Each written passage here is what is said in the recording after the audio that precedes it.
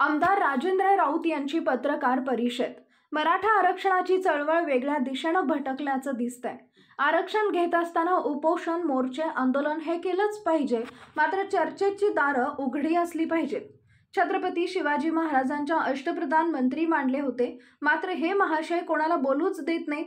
जेव्हा शरद पवार बार्शीला आलेले तेव्हा सोपल यांना भेटले. त्यावेळी माझं आणि रोहित पवार यामध्ये वाकयुद्ध सुरू झालं. तेव्हापासून जरांगे मला बोलतायत. SIT मागे घ्या यासाठी महाराष्ट्रातून लढणारा एकमेव आमदार आहे. मी काही प्रश्न केले म्हणून तुम्हालाही खडाखडा बोलतायत. मला मराठा आंदोलकांनी 11 प्रश्न विचारले आहेत, त्याचे उत्तर द्या. रावणाची लंका राहिलेली नाही आणि दुर्योधनाचं काय झालंय सर्वांना माहित आहे. एवढा अहंकार कामाचा नाही. मराठा आरक्षणाची चळवळ अखंडपणे पुढे न्यायची का काही वेगळं साध्य करायचंय? जरांगे यांचा सगळा सोशल मीडिया हा रोहित पवारकडून चालवला जातो. जालना हे केंद्रबिंदू असून परभणी, बीड मधून चालू आहे. मला फोन केले जात आहे, त्याला मी माझ्या स्टाईलनं उत्तर दिलं. कोणाला हलक्यात घेऊ नका, जशास तसं उत्तर दिलं जाईल.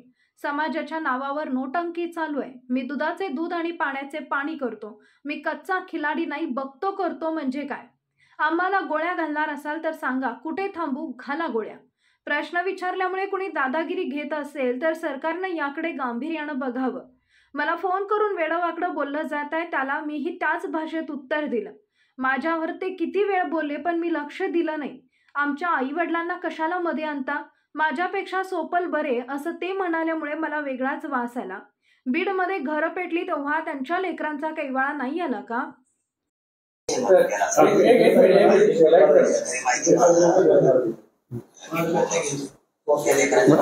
बघितली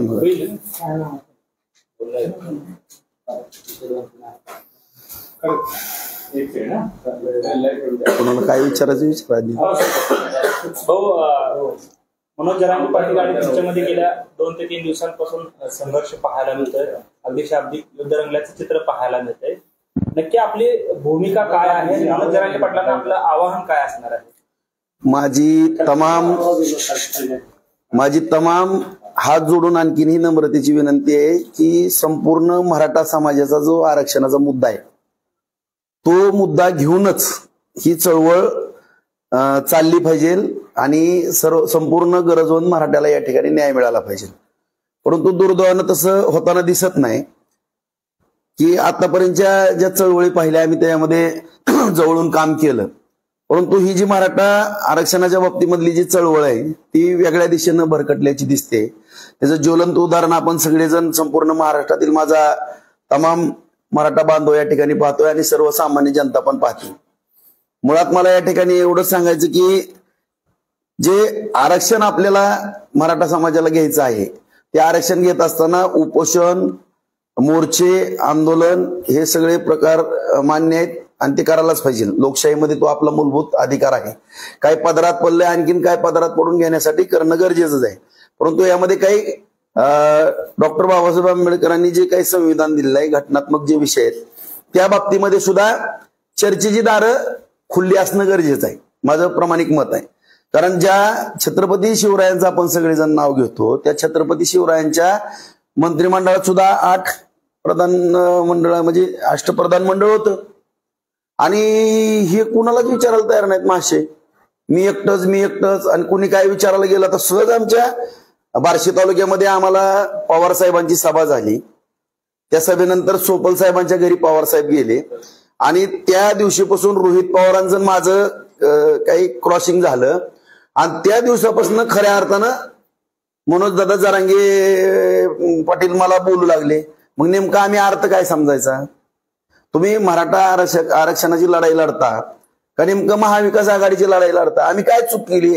आम्ही जर कुठली मराठा समाजा बाबतीमध्ये काय चूक केली असेल, आम्ही आंदोलन केलं नसेल, योगदान दिलं नसेल, तुमच्या मोर्चासाठी जरी योगदान दिलं नसेल, तुम्हाला भेटलो नसेल, मराठा समाजाच्या मुलांवरती झालेल्या केसेसच्या बाबतीमध्ये आम्ही मुख्यमंत्र्यांवरती, फडणवीसांवरती, दादांवरती दबाव आणला नसेल, शिवाय तुमच्यावरती SIT सुद्धा माघार घ्या ह्याच्यासाठी सुद्धा मी भांडणारा एकमेव आमदार या ठिकाणी असेल महाराष्ट्रातला आणि त्याचा खुलासा तुम्हीच मी उपोषण सोडवायला आल्यानंतर दिला. म्हणजे तुम्हीच खुलासा केलेला त्याचा. मग मला एवढंच या ठिकाणी म्हणायचं की नेमकं माझ्याकडनं काय चुकलं की तुम्ही थडा मला पण बोलायला लागले का? तर मी काय प्रश्न केले म्हणून किंवा माझ्या तालुक्यातल्या मराठा समाजातल्या बांधवांना काय तुमचा संशय आला, त्याचे प्रश्न विचारले, तेवढंच उत्तर द्या ना तुम्ही. काय 11 प्रश्न विचारलेत, आज त्याचं आंदोलन झाले, असं असं आम्हाला वाटतंय. त्यांनी मला निरोप द्या, मला बोलवून घ्यायचं किंवा सगळ्याच कार्यकर्त्याला बोलवून घेऊन या असा विषय, तुमचा गैरसमज संपला विषय. तुम्ही बघतो ठेवतो, दारातच येतो, ताईला सांगा, आईला सांगा, वडिलाला सांगा, दारातच मी सभा घेतो, एवढा अहंकार कधीच असू नये, कोणालाही असू नये. रावणाची लंका सुद्धा राहिलेली नाही, दुर्योधनाचं सुद्धा काय झालेलं आहे सगळ्या संपूर्ण विश्वाला माहित आहे. त्यामुळे एवढा अहंकार असणं अत्यंत दुर्दैवी आहे. आणि या ठिकाणी ज्याही कुठल्याही व्यक्तीनं ह्यांना काय प्रश्न विचारले किंवा काय विचारायला गेलं, एकतरी एकेरीची भाषा बघतो ठेवतो पाडतो दाखवतो. अरे काय तुम्ही मुख्यमंत्र्याला शिव्या देता, सगळ्या आमदाराला शिव्या, सगळ्याच जनतेला शिव्या, कोणाला पण शिव्या, रिटायर जजला शिव्या देता, कशामुळे काय नेमकं तुम्हाला?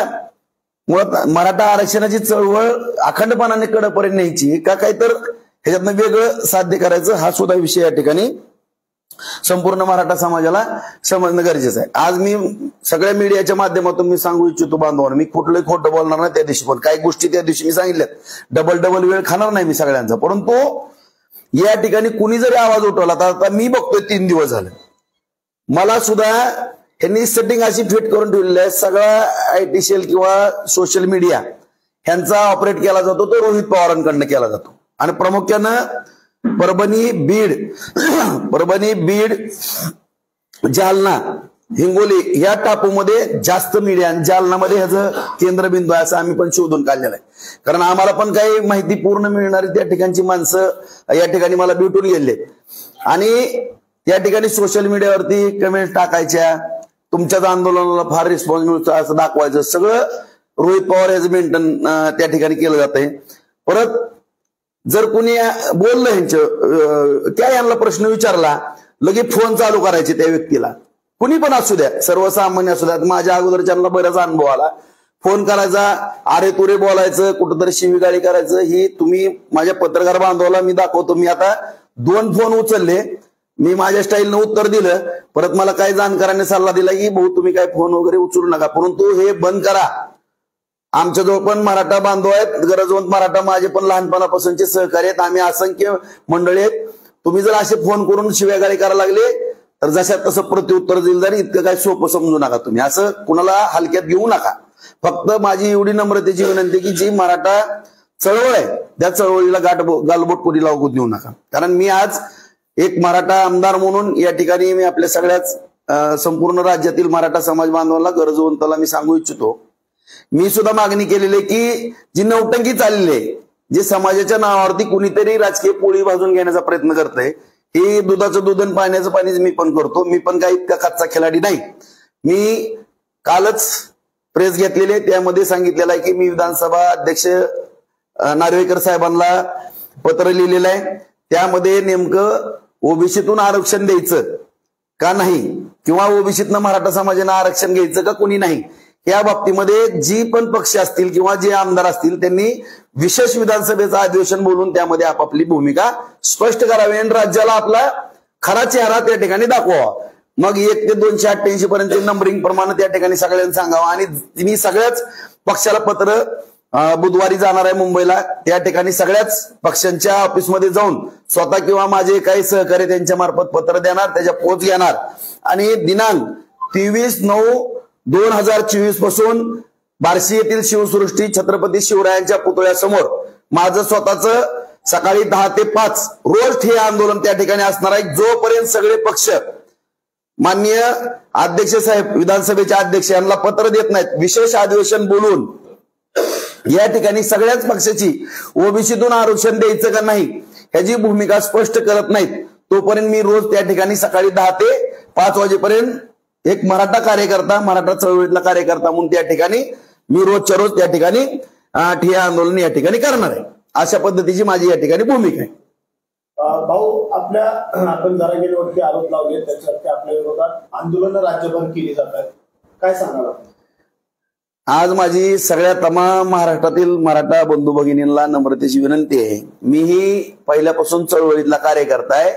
आपण सगळ्यांनी जर तपासलं, शोधलं तर नेमकं आपल्या मराठा समाजाचा आरक्षणचा जो मुद्दा आहे तो कुठल्या दिशेने चाललेला आहे ह्याची सगळ्यांनी खातरजमा करावी अशी माझी नम्रतेची विनंती आहे. कारण मी स्वतःच आता म्हणतो ना, मी आमदार लोकप्रतिनिधी या ठिकाणी झालेला आहे, तुमच्या आशीर्वादानं झालेला आहे सगळ्या समाजांच्या, आणि समाजाच्या वतीनंच मी स्वतः आता छत्रपती शिवरायांच्या पुतळ्यासमोर ठिय्या आंदोलनाला बसणार आहे. सगळ्याच पक्षांनी ओबीसीतनं आरक्षण द्यायचं का नाही या मागणी करता सगळ्या पक्षांनी अध्यक्षाला मी जसं पत्र दिलंय, आज ईमेलवर पाठवलंय, मी बुधवारी स्वतः जाऊन देणार आहे.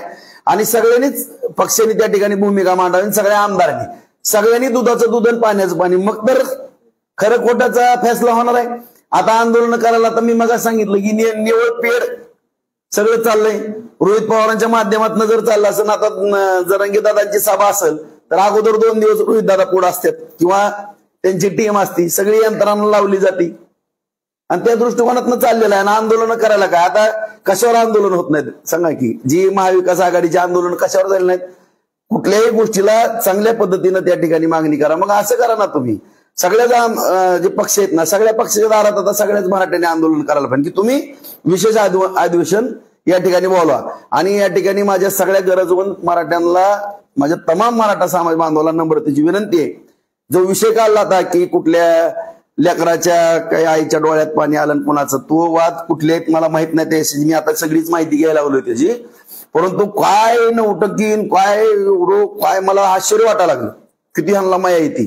अहो पण ज्या आंदोलनामध्ये मराठा समाज बांधवांनी आंदोलन केली त्या ठिकाणी काही आपले तरुण त्या ह्याच्यामध्ये दगावले, त्यावेळेस सुद्धा तुम्ही JCBतनं फुलं टाकून घेण्याचा आनंद मनसोक्त घेताय. हे कसलं तुमचं बेगडी प्रेम आहे? आणि आज काय म्हणले ते कालच्या सभेमध्ये की तिथं जाऊन आम्ही दाखवतो ह्यांच्या घरातल्या लेकरांच्या पण डोळ्यात पाणी आणतो. म्हणजे आमच्या लेकरांच्या डोळ्यात पाणी आणायचं म्हणजे काय करणार तुम्ही? आम्हाला गोळ्या घालणार आहेत का? कुठे थांबू सांगा, या तुम्ही रिव्हॉल्वर घेऊन कुठं गोळ्या बिळ्या घालायच्या गाळा. काय आमचं जर एखादा शहीद व्हायचं असेल तर होईल, आम्हाला काय त्याचा फरक पडत नाही. परंतु सगळ्याला बघतो ठेवतो ही कुठली भाषा आहे? माझी या ठिकाणी महाराष्ट्र सरकारला, केंद्र सरकारला नम्रतेची विनंती आहे. डॉक्टर बाबासाहेब आंबेडकरांच्या संविधानाप्रमाणे चालणारा देश आहे, राज्य आहे. या ठिकाणी असं जर कोण दादागिरीने काय करत असाल प्रश्न विचारल्यामुळं, तर या बाबतीमध्ये गांभीर्याने सरकारने यामध्ये दखल घ्यावी अशी माझी सरकारला सुद्धा हात जोडून विनंती आहे. आणि सगळ्या तमाम मराठा बंधू भगिनींना सगळ्यांना नम्रतेची विनंती आहे. सगळी माहिती घ्या, त्या अंतरवाली सराटीमध्ये माहिती घ्या, त्या भागामध्ये माहिती घ्या बांधवांनो. खरा चेहरा तुम्हाला लवकरात लवकर उजेडात येईल. आणि मला पण काय आता माझ्या काय मुलाखती झाल्या, मला काय विषय माहित नव्हते, पण काल 300-350च्या दरम्यान लोक मला त्या भागातले भेटून गेले. काय वस्तुस्थिती सांगितलेले, लोकसभेमध्ये काय काय भानगडी झाल्यात, काय काय नाही, कसं झालंय, ह्या सगळे माझ्या हातात काय पुरावे पण येणार आहेत. त्यानंतर मग मी कुणी काय काय केलं, काय काय नाही, जे ते ज्या त्यावेळेस जाहीर करायची माझी सुद्धा तयारी असेल. मला मी 2च फोन उचलले. एका फोनवरती मला वेडवाकडं बोलायला सुरुवात केल्यानंतर मीही बोललो. मग मी दुसरा फोन आला, तीच भाषा चालू झाली. आणि त्यानंतर बरेच फोन आणि स्टाईल आहे. कुणी म्हणजे एखाद्याला असं प्रेशराईज करायचं, हे कुठला प्रकार आहे? लोकशाही आहे, ज्याला त्याला आपापली मतं मांडायचा किंवा मराठा समाज, प्रत्येक मराठा समाजाला या ठिकाणी अधिकार आहे की तुम्ही नेमकं तुमच्याकडे नेतृत्व दिलंय ना किंवा दिलं होतं, तुम्ही नेमकं मराठा समाजाची जी मूळ मागणी आहे किंवा जो मागणी आहे, आणि मुळात तर हा मुद्दा जो खऱ्या अर्थानं गोदा पट्ट्यातला होता. आता सुद्धा एक ताई त्या ठिकाणी संभाजीनगरला उपोषणला बसली, काय तर ठोंबरे म्हणून नाव, काय ते मला नाव एक्झॅक्ट माहित नाही, पण एक ताई बसलेले त्या ठिकाणी. मूळ जो हैदराबाद गॅजेटचा विषय आणि मराठवाड्याचा हा तरी दिवस आहे. माझी संपूर्ण मराठवाड्यातल्या माझ्या सगळ्या मराठा बांधवांना हात जोडून विनंती आहे बांधवांनो, की जी कायदेशीर त्याच्यामधली जी लढाई आहे त्या चळवळी करता जे पण चांगले तज्ञ वकील, अरे 10-15 वकील आपण नेमू किंवा काही असू द्या, जर काय आमच्याकडनं त्यामध्ये काय तुमच्या अपेक्षित असेल किंवा आम्ही काय त्यामध्ये योगदान द्यावं ते आम्हाला सुचवा, आम्ही योगदान द्यायला तयार आहे. परंतु उपोषण पण करू, आपण मोर्चेही काढू, परंतु कायदेशीर ज्या लढाई आहेत त्या लढाया कोर्टातनं सुद्धा लढण्याची तयारी असेल. परंतु तो मुद्दा भरकटून या ठिकाणी संपूर्ण राज्यभर वेगळं प्रत्येक वेळेस वेगळं असतं ह्यांचं. ह्याच्यातनं त्या पहिल्यांदा पहिली मागणी होती गोदा पट्ट्यातली, परत हैदराबाद गॅजेट आलं, त्याच्यानंतर महाराष्ट्रामध्ये ही चळवळ उभा करण्याचा प्रयत्न केला आणि परत ह्याच्यावरनं मराठा ओबीसी एकच आहेत म्हणले, परत म्हणले सगळे सोयरेचा शॉर्टकट केला. ह्यांनीच वाशीला गुलाल उधळला, मुख्यमंत्री साहेब हे होते, गुलाल उधळला, आणि ह्या सगळ्या झाल्यानंतर सगळा मराठा समाज समाधानी झाला, आरक्षण मिळालं. मग तुम्हीच नेतृत्व करता, तुमचीच माणसं आहेत, तुम्हीच ड्राफ्ट तयार करता, तुम्हीच लिखापड्या करून घेता, आणि नेमकं तुम्हीच परत म्हणता माझं समाधान झालं आणि परत उपोषण करता. नेमकं मग हे मिटून द्यायचं का नाही? मी त्या दिवशी शपथपूर्व जे सांगितलं की मी सुद्धा त्यांना विनंती केली होती दादांना की दादा आपण ह्याच्यामध्ये चांगल्या वकिलाची फौज त्या ठिकाणी देऊ, जे काय असेल ते आम्हाला त्यातलं आम्हाला काय खारीचा वाटा म्हणून आमच्यावर जबाबदारी टाका. काय वकील मोठे मोठे रोहितगिरी साहेबासारखे, जेठमलानी साहेबासारखे मोठे वकील उभा करू, त्यांना त्या दिवशी सांगितलं होतं. आणि तुम्ही सांगा म्हणलं बोर्ड दाखवा, ते वकील उभा करू. ते मला म्हणाले की ह्याच्या जज पण मी आहे आणि वकील पण मी आहे. मग नेमकं हे आपल्याला न्याय घ्यायचा आहे का हे भिजत गोंगड ठेवायचं? आणि त्याच्यामुळेच मी ह्या मनस्थितीत आलेलो आहे की या ठिकाणी विधानसभेमध्ये अधिवेशन अध्यक्षांनी बोलावं. मी तीव्रतेने मागणी केलेली आहे. मी सगळ्या पक्षांना विनंती करतो की तुम्ही सुद्धा अध्यक्ष साहेबाला पत्र द्या, आणि तुम्ही जर पत्र दिलं नाही तर अधिवेशन नाही घेतलं तर माझं मी 23 तारखेपासून शिवसृष्टी पुढे छत्रपती शिवरायांच्या पुतळ्यासमोर ठिय्या आंदोलनाला बसणार. हो, आता मराठा आरक्षणासंदर्भात आपली नेमकी काय भूमिका आहे? म्हणजे ओबीसीतून ते आरक्षण मिळावं की मनोज जरांगे पाटील जसं म्हणतात की ओबीसीतून मिळावं, की नक्की काय वेगळा मार्ग आहे? आपली काय भूमिका आहे त्या संदर्भात? आता मी जी मराठा समाजाची मागणी आहे, आता मराठा समाजाच्या वेगवेगळ्या मागण्या येतात.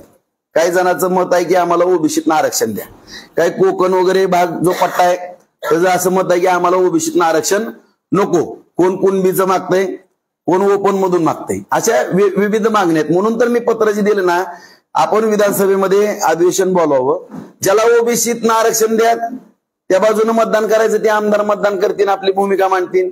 ज्या मराठा समाज बांधवांना कुणबीतनं किंवा ओबीसीतनं आरक्षण घ्यायचंय ते त्याच्यातनं घेतील, आणि ज्यांना नाही घ्यायचं ते प्रतिज्ञापत्र देतील, मला काय कुणबीतनं ओबीसीतनं नको. तशा पद्धतीचा एक कायदा करावा सरकारनं. ही तीन वेळेस प्रत्येक वेळेस आता कुणबीचे दाखले सापडले त्याच्याबद्दल वेगळंच मत, सगळे सोयरेचा GR काढला त्याच्याबद्दल वेगळंच मत, हैदराबाद गॅजेटचा त्याच्याबद्दल वेगळं मत. मग नेमकंच माझा जो समाज आहे मराठा समाज बांधव त्याला म्हणजे नेमकं भूमिकाच कळायला तयार नाही. आणि ह्यांना पण मी विनंती केली की तुम्ही तुमचे काहीतरी शिष्टमंडळ नियमा चर्चा करा, कुणावरच विश्वास नाही. मग आता माननीय मुख्यमंत्री साहेबांनी रोज येऊन बसायचं कोणाबरोबर?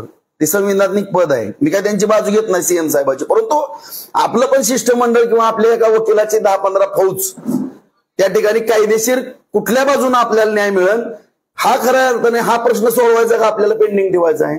सोडवण्याकरता जे काही टिकणार आहे आपल्याला कोर्टामध्ये किंवा जे काही करता येणार आहे त्या दृष्टिकोनातून सरकारबरोबर चर्चा करावी आणि सरकारनं अधिवेशन घ्यावं. अधिवेशनामध्ये कायदे तज्ञांचा सल्ला घ्यावा, नेमकं ओबीसीतनं द्यायचं, त्याच्यावरती सगळ्यांनी मतं मांडावी. मी पण माझं मत मांडणार आहे त्या ठिकाणी, समाजाचा सगळा विचार घेऊन त्या ठिकाणी माझं पण मत स्पष्ट मांडन. रेकॉर्डवरच येणार आहे, दुधाचं दूध आणि पाण्याचं पाणी होऊन जाईल. तयार आहे का अजून समाजाशी बोलून ठरवणार तुम्ही? कोण? नाही, मी तर मागणी केली ओबीसीतनं आरक्षण देण्याच्या बाबतीमध्ये विधानसभेनं सेपरेट अधिवेशन बोलवावं. अनेक वेळा जरांगे पाटलांसोबत तुमच्या रात्री अपरात्री बैठका झाल्या, आंदोलन मिटवण्यासाठी प्रयत्न झाला, मात्र आता जरांगे पाटलांच्या विरोधात तुम्हाला भूमिका घ्यावी लागते, काय सांगाल? माझी मुळातच इच्छा नाही, तुम्हाला सांगतो. मला काय ह्याची हाऊस नाही, काय नाही. माझ्यावर त्यांनी किती वेळेस बोलले, फक्त ज्यावेळेस मी तरी सहन करत होतो, जाऊ दे आपलं एक कुणीतरी काम करतोय करू द्या, परंतु जेव्हा मला वास यायला लागला, आता त्यांनी तुमच्या मीडिया समोर अख्ख्या महाराष्ट्राने बघितलेला आहे, ह्याच्यापेक्षा सोपल बरे 5 वेळेस बोलले. आता मग ह्याचा अर्थ काय काढायचा आम्ही? आणि आमच्या दारात येतो, आमच्या ताईला सांगा, त्यांच्या ताईला विचारा, 2दा म्हणले, आईला विचारा, वडिलाला विचारायला, कशाला आमच्या वडिला आई वडिलाला कशाला आणता? मध्ये आम्ही तुमचा अवमान केला का कधी? तुम्हाला काय बोललो का? तुमच्या मदतीसाठी आम्ही धावून आलो. SITची चौकशी तर मीच प्रेशर केलं, मीच भांडण केलं मुख्यमंत्र्यांबरोबर आणि उपमुख्यमंत्र्यांबद्दल, गृहमंत्र्यांबद्दल. मी काय पापी हितून आलो होतो का तुमच्याकडे? कुठेतरी या वादाचे लोण आता राज्यभरात पसरतील असं वाटतंय? नाही, मला ह्याच्यामध्ये कुठलाही इश्यू करायची गरज नाही. फक्त माझी प्रामाणिक भावना आहे की हा प्रश्न त्यांनी तातडीनं जे दुधाचं दूध आणि पाण्याचं पाणीच करावं सगळ्या पक्षांनी. एकदा कोणाला मराठा समाजाची मतं घ्यायचीत ना तर तुम्ही पैकीच्या पैकी घ्या, ओबीसी समाजाची घ्यायचीत ना पैकीच्या पैकी. एकदा काय असेल ते एकदा फैसला विधानसभेत, हा जयद्रथ हा सूर्य करा, त्याच्याशिवाय हा प्रश्न मिटणार नाही. तर काय मणिपूर करायचं का आपल्याला? महाराष्ट्रामध्ये काय मणिपूर करायचं का? सातत्याने ही जर विषय चिघळत राहिले ना, उद्या जर काय झालं तर उद्या हजारो लेकरं दानाला जाणार आहेत. उद्या बीडमध्ये काय झालं त्यावेळेस त्यांच्या डोळ्याला नाही पाणी आलं. पेटली घरं धडा धडा, लहान लहान लेकरं पण त्या घरात होती ना, मोठ्या मोठ्यानं चिरकत होती, रडत होती. त्यांच्या लेकरांचा नाही काय वर आला कोणाला. आणि आता म्हणतात की ह्यांच्या पोरांचं काय, स्वप्नाने मला गुतू कटाळा, आता काय आमच्या लेकरांना गुतवायचं का? खोट्या नाट्या केसेस करायचं काय षडयंत्र ठरलं का? प्रश्न विचारतो की आपल्याच विधानसभा क्षेत्रामध्ये एक आंदोलन चालू आहे की अण्णासाहेब शिंदे यांनी जरांगे पाटलांना काही प्रश्न विचारलेले, जरांगे पाटील यांनी त्याला उत्तर दिली नाहीत. या आंदोलनाला तुमचा पाठिंबा आहे का? मुळातच सगळेच मराठा समाजाचे कार्यकर्ते आणि मुळात मी तर मला म्हणलं ना, जरांगे दादाच्या उपोषणाला किंवा प्रत्येक ठिकाणी त्या ठिकाणी मराठा कार्यकर्ता म्हणून मी सुद्धा त्याच्यामध्ये सहभाग नोंदवलेला किंवा गाड्या आम्ही सगळ्यांनीच खारीचा वाटा उचललेला. कुठल्या आंदोलनात आम्ही नाही, त्यामुळे सगळ्याचा अधिकार आहे ना. तुम्हाला मी क्लिअर सांगतो, मी आता लोकप्रतिनिधी आहे, माझ्या कुटुंबाचा नाही, मी सार्वजनिक मालमत्ता आहे माझी. तशी मनोज दादा जरांगे पाटील हे स्वतःचे नाहीत, आता स्वतःपुरता त्यांनी विचार नाही करायचा. कोणी मी हे कोरपाना करून चालणार नाही. सार्वजनिक मालमत्ता आहे. सार्वजनिक जीवनामध्ये आल्यानंतर प्रत्येकाचं समाधान करणं हे तुमचं कर्तव्य आणि ते करा. आणि ते मराठा समाजाची भूमिका आहे बार्शीतल्या. तुम्ही बाबा काय नेमकं आम्हाला आणि द्या ना उत्तर, काय अडचण नाही. तुमचा त्या आंदोलनाला पाठिंबा आहे का? अरे साहजिकच, मी प्रत्येक मराठा समाजाच्या लहान का वयापासून मी सगळेच पाठिंबे दिले, जे मराठा समाजाचं आंदोलन असेल त्याला. त्यांनी पत्रकारांशी बोलताना असं म्हटले की कोकणातले जे मराठा बांधव आहेत त्यांना कुणबी आरक्षण आरक्षण होतं, याला तुमचा पाठिंबा? 100%. आणि माझी सुद्धा कुणबीची नोंद आहे बार्शी नगरपालिका. 1870 ते 1930 सालामध्ये माझे लक्ष्मण भैरू राऊत, माझे पंजोबा, त्यांची आता बार्शी नगरपालिकेच्या ह्याच्यामध्ये कुणबी म्हणून त्या ठिकाणी नोंद आहे. त्याचं मी पत्र वगैरे दिलेलं, त्याची कागदपत्र मागवते. माझा राऊत परिवार पूर्ण कुणबीमध्ये आलेला आहे. आणि मुळातच आम्ही कोकणातले, आम्हाला जी ड्युटी दिली होती छत्रपती शिवरायांच्या कालखंडामध्ये, फक्त निजामशाही आणि आदिलशाहीच्या बॉर्डरवर आमचं इथं सैनिक म्हणून आम्ही आलो होतो. आणि महाराजांच्या कृपेनं आज आमचं इथं 4 जमिनी वगैरे महाराजांनी दिला. आणि त्यांच्या जी काय महाराजांची पुण्य होती त्याच्यावरती आमचा हा परिवार या ठिकाणी लढत होता. आणि आता सुद्धा आम्ही पूर्ण मराठवाड्यातल्या सगळ्या माझ्या मराठा बांधवांचं किंवा जनतेचं स्वागत करण्याकरता मराठवाड्याचं पश्चिम द्वार म्हणून प्रवेशद्वार म्हणून बार्शीला पाहिलं जातं. आम्ही सगळ्या मराठवाड्यातल्या सगळ्या लोकांची सेवा करण्याकरता कटिबद्ध आहे. तुम्ही मनोज जरांगे पाटील यांना भेटलात त्यावेळेस तुम्ही असा संवाद सांगलात की काही न्यायालयीन जी बाजू असेल किंवा कोर्टात टिकण्यासाठी तुम्ही काही वकील देण्याची, कोणत्या वकिलांचे तुम्ही त्याला? मी रोहितगी साहेबांचं सांगितलं, रामजेठमलांचे चिरंजीव त्यांचं नाव सांगितलं. आणखीनही तुम्हाला जे आवडत, जे बोर्ड दाखवेल दादा ते वकील आपण देऊ म्हणला. तुम्ही पण म्हणा, मी पण त्याच्यामध्ये इतका तज्ज्ञ नाही, म्हणजे मी स्वतः कबूल करतो. ह्याच्यामध्ये आपल्याला जे काही सुप्रीम कोर्ट, हायकोर्टामध्ये जी काही तज्ज्ञ मंडळी उद्या कोर्ट मॅटर होणार आहेत, आपण पण पाहतोय की प्रत्येक गोष्टीवर कोर्ट मॅटर होते. त्याच्यामुळे ते टिकणं तर गरजेचं आहे ना. त्याकरता एवढ्या मोठ्या विधी तज्ज्ञांची आपल्याला गरज आहे. हो, खरं तर एक विषय असा आहे की बार्शीमधल्या एका तरुणाला मारहाण झाल्याचा आरोप जरांगे पाटलांनी केला आणि त्या संदर्भात एसपींना म्हटलं की तुम्ही गुन्हा दाखल करा आणि त्यांचा रोग जो आहे तो तुमच्याकडे आहे आणि ज्यांनी कुणी मारलं त्यांच्या मुलांच्या डोळ्यात देखील पाणी, अशा पद्धतीचा इशारा जरांगे पाटलांनी दिला. काय उत्तर? आता मी मग सांगितलं की बहुतेक माझं घर बीर पेटवायच्या तयारीत आहेत काही जरांगे पाटलांनी काय तसा कट वगैरे केलाय, मला आता संशय यायला लागलाय. म्हणजे आमचं घर पेटून आमच्या लेकरा बाळांच्या डोळ्यात पाणी आणायचं काय प्लॅनिंग वगैरे आहे का? तसं विचार करावा लागेल. मला सुद्धा शासनाला प्रश्न विचारावा लागेल.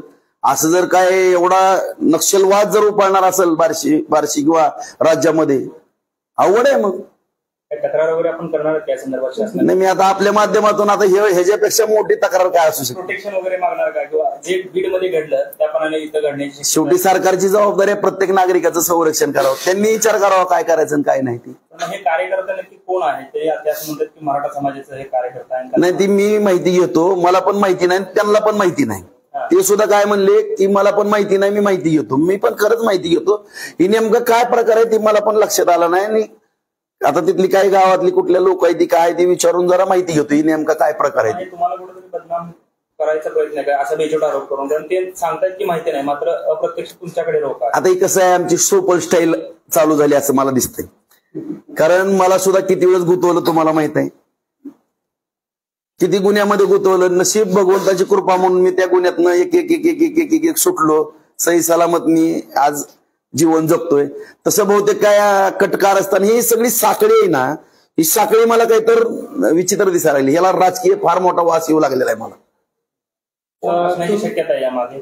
आता आमची काय की सोशल मीडिया रोहित पवार सांभाळत आहेत, तसं हे षडयंत्र ज्या दिवशी पवार साहेबांची सभा झाली, रोहित पवारचं माझं तू तुम्ही मी झालं, त्या दिवशीपासून या बार्शीमध्ये हा गोंधळ सुरू झाला. आणि मला पूर्ण त्यांच्याकडे सूय आहे रोहित पवारांकडे.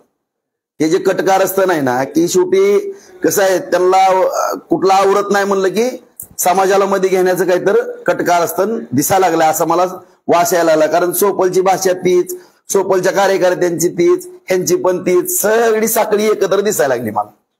तुम्ही जी भूमिका घेतली आता, म्हणजे मनोज जरांगे पाटील तुमच्याबद्दल बोलले, त्याच्यानंतर तुम्ही जी भूमिका घेतली, त्याच्यानंतर तालुक्यामधील मराठा समाजाचं मत काय आलं? काही लोक तुम्हाला येऊन भेटले का, जे तालुक्यामधले मराठा समाजाची जी व्यक्ती आहे, जी नेतृत्व करत आहेत, किंवा अशी कोण लोक आली का की भाऊ तुम्ही जी भूमिका घेताय ती आम्हाला आवडली नाही, किंवा तुम्ही जी भूमिका घेतली ती आम्हाला आवडली, अशा लोकांचं काय तुमच्याला प्रतिक्रिया?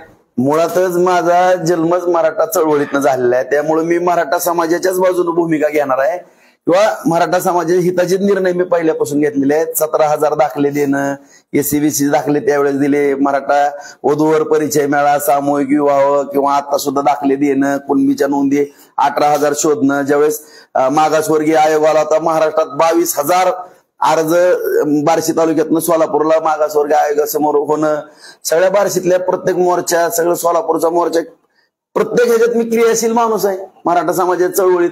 मी कधी मराठा समाजाची चळवळ सोडून कुठं गेलोय ना, आणखीन तर कुठं जाणार आहे. हो, खरं तर सगळे स्वराचं जो आरक्षणाची मागणी आहे जी जरांगे पाटलांनी केलेली आहे, त्याला तुमचा व्यक्तिगत पाठिंबा आहे किंवा कसं काय? त्यांनी माझी आणखीन विनंती आपल्या माध्यमातून, दादानी आणखीन ही एक ड्राफ्ट तयार करावा. नेमकं त्यांना शेवटचं एकदा काय म्हणायचंय, त्याचे 10-5 वकील तज्ज्ञ त्या शासनाबरोबर एकदा सह्याद्री अतिथीगृहावर रोज बैठका घ्याव्या. नेमकं हायकोर्टात, सुप्रीम कोर्टात टिकणारा जो मुद्दा आहे ना, तो शासनाच्या मनगुटीवर बसून मंजूर करून घ्यावा.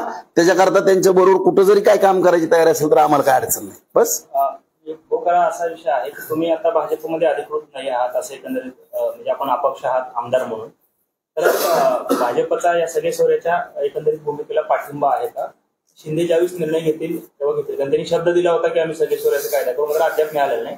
पण व्यक्तिगत तुम्ही किंवा भाजपचा या सगळे सोयऱ्याच्या मागणीला पाठिंबा आहे का, काय वाटतं? मुळातच मुख्यमंत्री हे राज्याचे प्रमुख असतात. त्यांनी निर्णय घेतला म्हणल्यानंतर जे काही सत्ताधारी असतात त्या सगळ्यालाच मान्य असतो, किंवा संपूर्ण सभागृहाला तो मान्यच करावा लागतो. ते राज्याचे प्रमुख असतात. आणि सगळे सोयऱ्याचा जो निर्णय माननीय मुख्यमंत्री साहेबांनी घेतलेला ना, आपल्या सगळ्यालाच माहित आहे की 7.5 लाखाच्या पुढे हरकती आलेल्या आहेत. आपणच कायदेशीर बाजू जर तपासली तर त्याच्यावरती सुनावण्या किंवा हिअरिंग होणं गरजेचं आहे.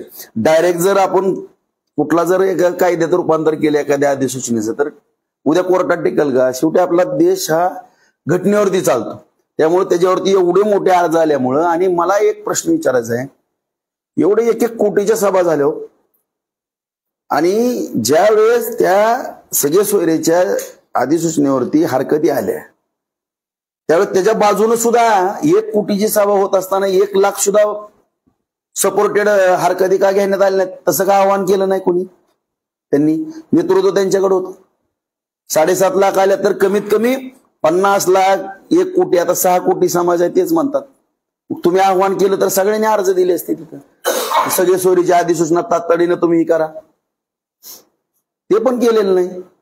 आता जेव्हा त्यांनी काल बोलले की एका कार्यकर्त्याला झालं की सांगितलं, पण त्याच्यानंतर ते म्हणले की म्हणजे आम्ही सगळ्यांना पाडू, याच्यावर तुमचं मत काय? ज्यांनी आम्हाला त्रास दिला, दहशत केली, त्यांना आम्ही पाडू. आता ते रोजच म्हणतात पाडू. मी तेच म्हणतोय की तुम्ही राजकारण नका करू. तुम्ही पाडू ही तुमची भाषा नाही. तुम्ही आरक्षणाचं सांगा. तुम्ही आरक्षणाच्या बाबतीत आम्हाला, आमच्या कानाला दाराला आम्हाला ओढत नाही कुठं न्यायचं, ते आम्ही तुमच्याबरोबर यायला तयार आहे. तर ह्याला पाडू त्याला पाडू, कोण पण निवडून येणार पडणार, 2 पायाची वावडी राजकारण आहे, त्याला काय असतं? खरं तर छगन भुजबळ हे सत्तेतले मंत्री आहेत, तर ते अजितदादा असतील किंवा फडणवीस सोडून एकनाथ शिंदेना सातत्याने टार्गेट करताना पाहायला मिळत आहे. नक्की काय यामागे राजकारण? नाही, ते आपल्याला त्या राजकारणातल्या काय भानगडी नाहीत. मला फक्त आरक्षणाचा मुद्दा महत्वाचा वाटतो. मला माझ्या महाराष्ट्राची काळजी आहे, मराठा बांधवांची काळजी आहे. ह्याच्यापेक्षा मला काय आत्ताच्या तर घडीला काय दिसत नाही. मला राजकारणामधलं खोल जायचं नाही. विषय आहे की हाकेंनी काही दिवसांपूर्वी आरोप केला की याच्यामागे शरद पवार आहेत जरांगेंच्या मागे. त्यानंतर त्यांचेच सहकारी जे दुसरे सहकारी आहेत ते म्हणतात की याच्या मागे एकनाथ शिंदे आहेत, तुम्ही म्हणताय रोहित पवार आहेत. नक्की काय ह्यातलं नक्की बाबा मला विषय कुठं? मी चळवळीत काम करणार कार्यकर्ता आहे. मला जी जाणवलं ना, आपली सगळ्याच्या माध्यमातून तुम्ही पाहिलं, पवार साहेब अगोदर होतं का काय, मी जाऊन आलो जाणं येणं चालू तर सगळं काहीच नव्हतं. पण हिथं सभा आणि हिथून ते सोपल साहेबाच्या बंगल्यात गेले आणि त्या रोहित पवारांचं माझं लागलं, तिथनं ती जास्त मला बोलायला लागले. मलाच लक्षात येईना की नेमकं माझं काय चुकलंय. ती म्हणजे मीच आश्चर्यचकित व्हायला लागलो की मी SIT महाग घ्या म्हणून, गुन्हे दाखल करा म्हणून, महाग घ्या म्हणून मी सगळंच करतोय. सगळ्या चळवळीत मी पाहिलं, पण मग काय आम्ही चळवळ सगळ्यांनी काही योगदान दिलं नाही का? जुन्या जाणत्या माणसांनी सगळ्यांनी दिलंय. खारीचा वाटा त्यांचं मोठं असेल, आमचं कमी असेल. अरे पण आम्ही प्रामाणिकपणानं झटतोय ना. आम्ही कुठं ह्या प्रक्रियेत आम्ही बाहेर गेलोच नाही. आणि तुम्ही असं जर सगळ्यालाच हे करायला लागले, मला उद्या केलं, ह्याला केलं, त्याला केलं, सगळी जणच नाराज होणार. सार्वजनिक चळवळ आहे, नका असं करू तुम्ही. तुमचं एक महिन्याभरापूर्वीचं एक स्टेटमेंट होतं की ओबीसी वादामुळे सरकारची पुढची झाली मनोज जरांगे पुढे. बरोबर आहे ना, बरोबर. हेच म्हणतो ना मी की प्रत्येक पक्ष सुईप्रमाणे ह्याला घ्यायला लागलाय. त्याच्यामुळे जे विधानसभेचं पवित्र मंदिर आहे ना, तिथंच या आणि तिथंच आता 1 नंबरचा कोण आमदार आहे त्यांनी सांगायचं मला काय करायचं ते. असंच वळीनं 288 पर्यंत सांगा. मग सगळे पक्ष पण उघडे पडतात. आमदार राजकारण करण्यापेक्षा तिथंच त्या आपल्या मंदिरामध्ये तुम्ही स्पष्ट सांगा, अख्ख्या राज्याला कळण सगळंच कुणाची भूमिका काय आहे ती. छगन भुजबळांनी खरं तर या सगळे सोयऱ्याच्या कायद्याला तीव्र विरोध केला.